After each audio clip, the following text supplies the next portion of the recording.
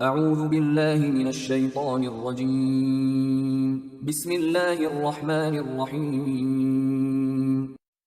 سورہ نساء آیات نمبر 83 تا 88 میں منافقین کا کردار کہ ہر امن یا خطرے کی نئی خبر کو پہلے رسول اللہ صلی اللہ علیہ وآلہ وسلم تک پہنچانے کی بجائے اسے لوگوں میں پھیلا دیتے ہیں۔ رسول اللہ صلی اللہ علیہ وآلہ وسلم کو تلقین کہ وہ مومنوں کو جہاد کی ترغیب دیں، اچھے کام کی سفارش کرنے والے کو بھی اس کا ثواب ملے گا اور برے کام کی سفارش کرنے والا اس گناہ میں حصے دار ہوگا۔ سلام کا جواب اس سے بہتر ادا کرنے کی تاکید۔ اعوذ باللہ من الشیطان الرجیم۔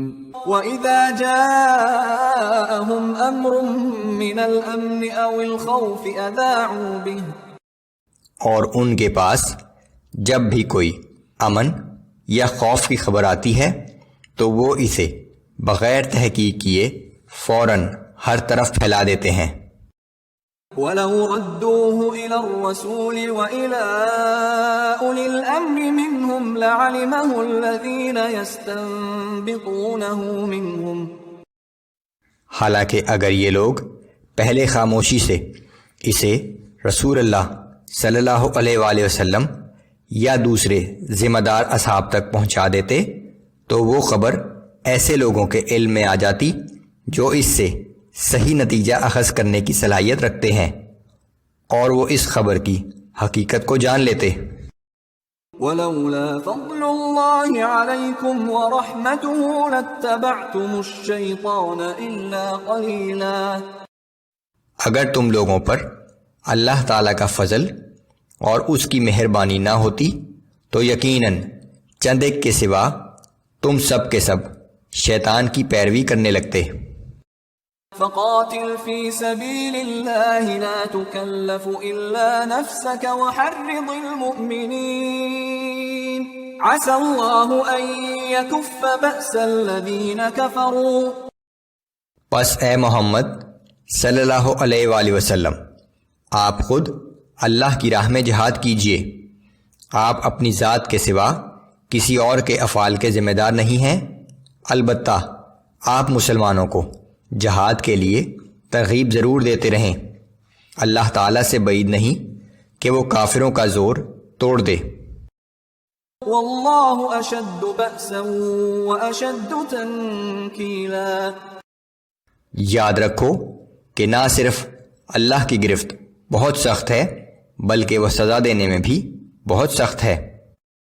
من يشفع شفاعة حسنة يكن له نصيب منها ومن يشفع شفاعة سيئة يكن له كفل منها وكان الله على كل شيء مقيتا۔ جو شخص کسی اچھے کام کی سفارش کرے گا تو سفارش کرنے والے کو بھی اس کا ثواب ملے گا، اور اگر کوئی برے کام کی سفارش کرے گا تو وہ بھی اس گناہ میں حصے دار ہوگا، اور اللہ تعالی ہر چیز پر قدرت رکھنے والا ہے۔ وَإِذَا حُيِّيتُم بِتَحِيَّةٍ فَحَيُّوا بِأَحْسَنَ مِنْهَا أَوْ رُدُّوهَا إِنَّ اللَّهَ كَانَ عَلَى كُلِّ شَيْءٍ حَسِيبًا۔ اور جب سلام کے ذریعے تمہیں دعا دی جائے تو تم اس سے بہتر الفاظ سے جواب دو، یا کم از کم انہی الفاظ کے ساتھ دعا دو جو پہلے شخص نے کہے تھے، بے شک اللہ ہر چیز کا حساب لینے والا ہے۔ اللہ لا الہ الا ہو لَيَجْمَعَنَّكُمْ إِلَى يَوْمِ الْقِيَامَةِ لَا رَيْبَ فِيهِ وَمَنْ أَصْدَقُ مِنَ اللَّهِ حَدِيثًا۔ وہ اللہ جس کے سوا کوئی عبادت کے لائق نہیں، وہ یقیناً تم سب کو قیامت کے دن جمع کرے گا جس کے آنے میں کوئی شبہ نہیں، اور اللہ سے بڑھ کر بات کا سچا کون ہو سکتا ہے۔ فما لكم في المنافقين فئتين والله أركسهم بما كسبوا أتريدون أن تهدوا من أضل الله۔ پھر اے مسلمانوں، تمہیں کیا ہو گیا کہ منافقین کے بارے میں تم دو گروہوں میں بٹ گئے ہو؟ حالانکہ ان منافقوں نے جو کچھ کیا ہے اس کی وجہ سے اللہ انہیں الٹا پھیر چکا ہے۔ کیا تم اس شخص کو ہدایت دینا چاہتے ہو جسے اللہ نے اس کے اعمال کی پاداش میں ہدایت سے محروم کر دیا ہو؟